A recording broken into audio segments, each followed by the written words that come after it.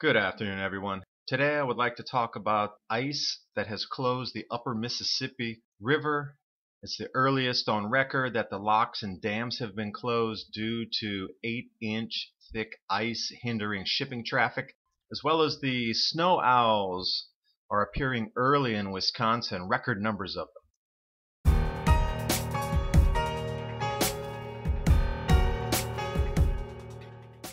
This comes from the Dubuque, Illinois news feed. Several barges are stuck in 8 inches of ice in the upper Mississippi River, making it slow going through the locks and dams. 4 boats are waiting to get through. The U.S. Army Corps of Engineers says, quote, "There's so much ice through the whole system." A few more images for you to look at here. And this is the earliest that they have closed the locks since 1965. This goes right back to the Great Lakes icing up early this year, as well as the record ice cover last year, the second most on record in the Great Lakes. And nature should give us some indication that our climate is shifting into a cold phase. Here's an unusual story about the number of snowy owls migrating to Wisconsin. The largest amount in over 50 years, about 300 individual snowies. Now, in addition to this, I have a couple of viewers wrote me, talked about the caterpillars turning black. There's a certain type of caterpillar, and the colder the winter will be, the more black these type of caterpillars have on them. Acorns being collected by the squirrels. Apparently there were no acorns left on the ground this year. Usually there's an abundance left over, but when it's going to be an incredibly cold winter, the acorns are all snapped up by the squirrels trying to ready for this event. Somehow nature seems to know that we are going to get cold, and they are preparing as well. Jumping back into the 1800s cold record breaking streak that we have going on, Minneapolis, St. Paul, coldest stretch of days since 1871. New ice formation all across the eastern portion of Lake Michigan. Grand Rapids, Michigan, snowiest November ever since records began in 1895.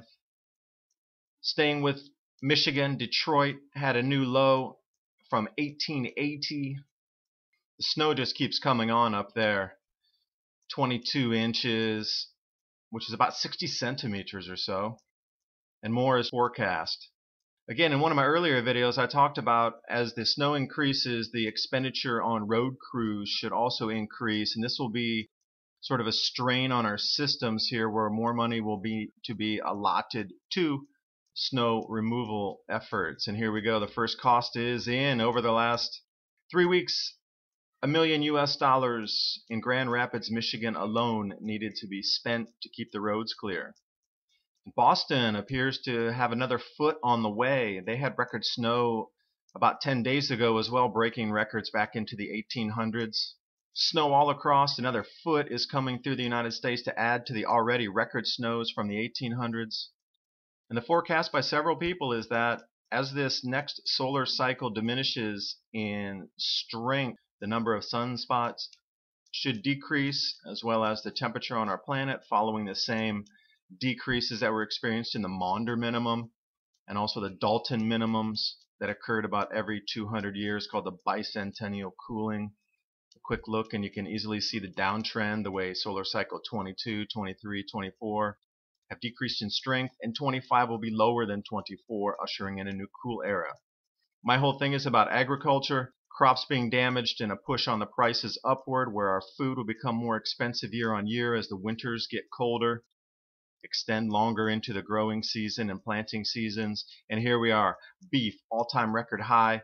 It doesn't really state anything about the cold, but it's kind of unusual that these record prices are coming right when we're having record snowfalls, record cold. Thanks for watching. Hope you got something out of the video.